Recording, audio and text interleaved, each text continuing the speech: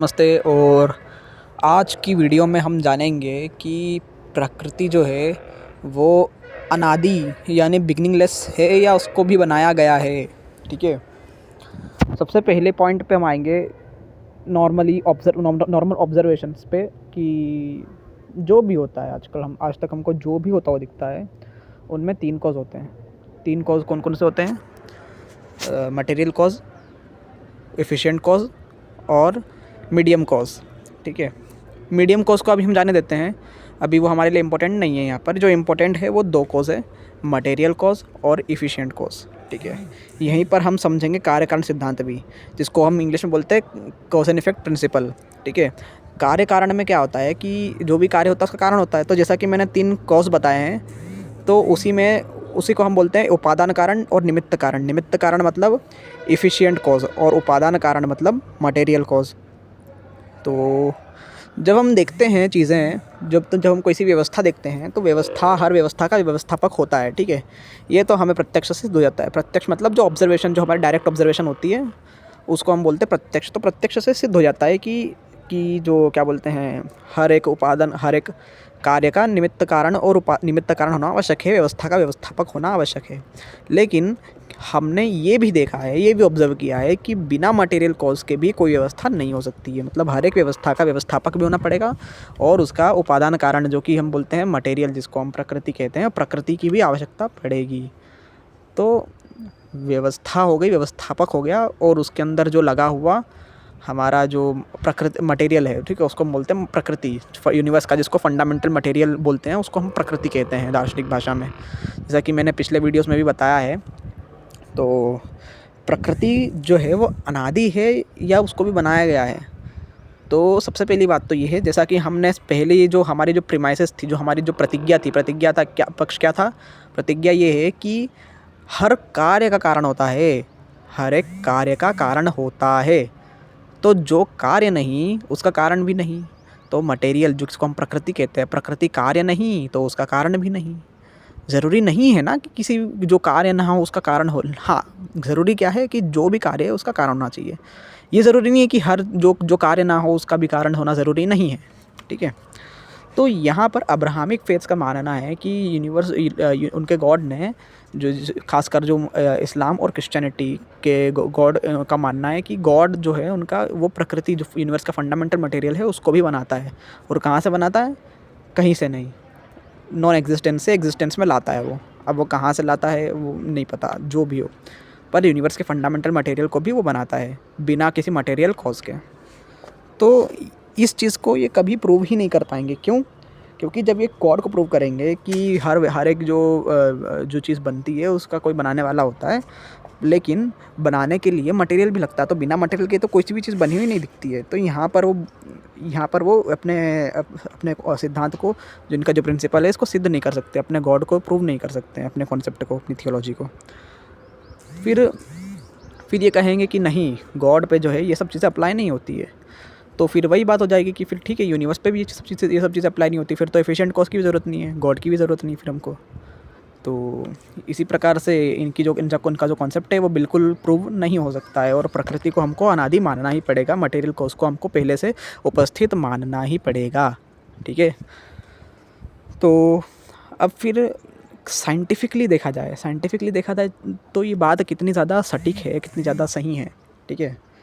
तो साइंटिफिकली जो यूनिवर्स का जो फंडामेंटल मटेरियल है वो एग्जिस्ट करता था हमेशा से।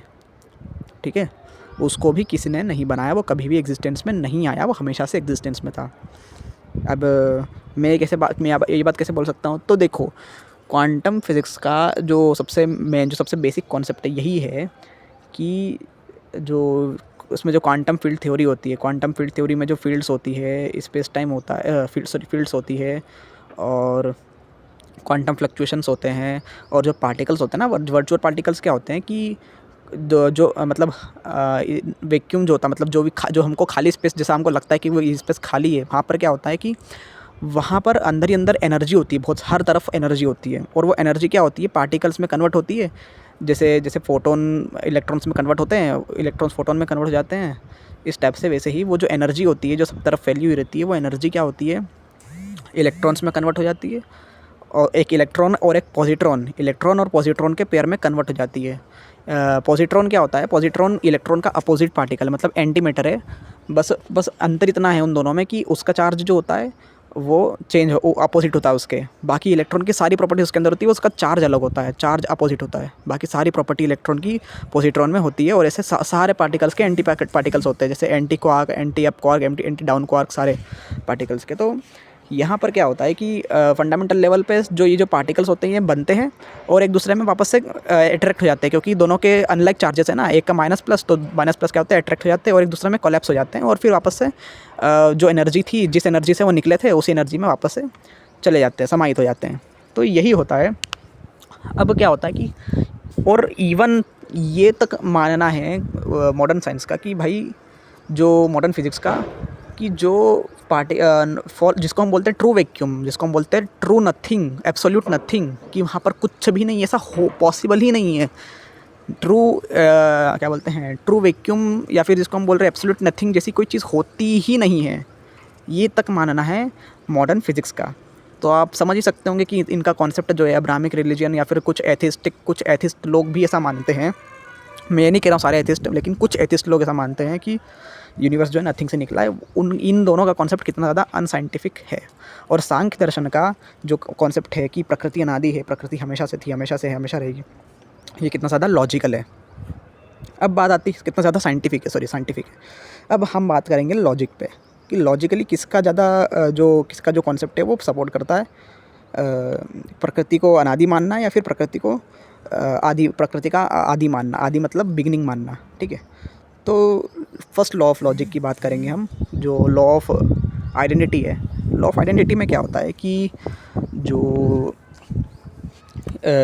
कोई सा भी ऑब्जेक्ट है, किसी भी ऑब्जेक्ट की जो आइडेंटिटी होती है वो उसके अगेंस्ट नहीं होनी चाहिए। किसी भी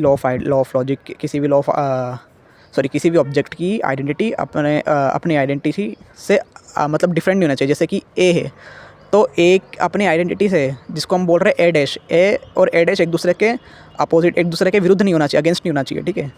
अब यहाँ पर क्या होता है ना कि एक सेट है और उस सेट को नाम दे दिया हमने ए, ठीक है, जो कि दर्शा रहा है यूनिवर्स की सबसे स्टार्टिंग स्टेट है। अब्राहमिक रिलीजन का अगर मानना, अगर अब्राहमिक रिलीजन के अकॉर्डिंग यूनिवर्स से पहले देखा जाए तो सिर्फ और सिर्फ क्या था, इनका गॉड था, ठीक है। यूनिवर्स सिर्फ और सिर्फ गॉड। तो हम इसको ले लेंगे वन एलिमेंट है, कितने एलिमेंट हो गए, गॉड एक एलिमेंट सिर्फ। तो पूरे सेट ए में वन एलिमेंट हुआ, तो सेट ए की आइडेंटिटी क्या हो गई, मान लेते अब यहाँ पर हम ले लेते वैल्यू 1, ठीक है। अब बिना एक्सटर्नल इन्फ्लुएंस का, बिना एक्सटर्नल ऑपरेशन किसको बोलते हैं, प्लस माइनस आदि सब करते हैं ना, जो हम इसको बोलते हैं ऑपरेशन मैथमेटिकल टर्म्स में। तो बिना एक्सटर्नल ऑपरेशन के क्या ये पॉसिबल है कि उस सेट में कोई सेट के एलिमेंट्स जो है चेंज हो जाए, मतलब सेट के एलिमेंट्स की जो क्वांटिटी है कि सेट ए में कितने एलिमेंट्स थे, 1 एलिमेंट था, और वो चेंज हो गया और 2 हो गए, 3 हो गए, 4 हो गए, 5 हो गए, क्या ये पॉसिबल है? तो नहीं, ये बिल्कुल पॉसिबल नहीं है। एक्सटर्नल ऑपरेशंस के मैथमेटिकली तो बिल्कुल पॉसिबल नहीं है। अब हम आगे बात करते हैं कि इसकी क्या बोलते हैं, लॉजिकली क्यों पॉसिबल नहीं है? क्योंकि हमने देख लिया कि सेट ए की आइडेंटिटी क्या हो गई कि इसमें सिर्फ और सिर्फ एक एलिमेंट है जिसको हम कह रहे हैं गॉड, ठीक है। अब ये आइडेंटिटी बाद में चेंज हो जा रही है, वो कितने हो जा रहे हैं एलिमेंट्स के अंदर, मतलब पूरा सेट ए ही चेंज हो जा रहा है। वो सेट ए था, वो सेट ए नहीं रहा, अब वो सेट ही चेंज हो गया, वो सेट की वैल्यू हो गई 2। तो क्या ये पॉसिबल है? नहीं पॉसिबल है। आइडेंटिटी जो थी उस समय पे, वो अब उससे कॉन्ट्राडिक्ट कर रही है वो आइडेंटिटी जो उस समय पे उसकी आइडेंटिटी थी।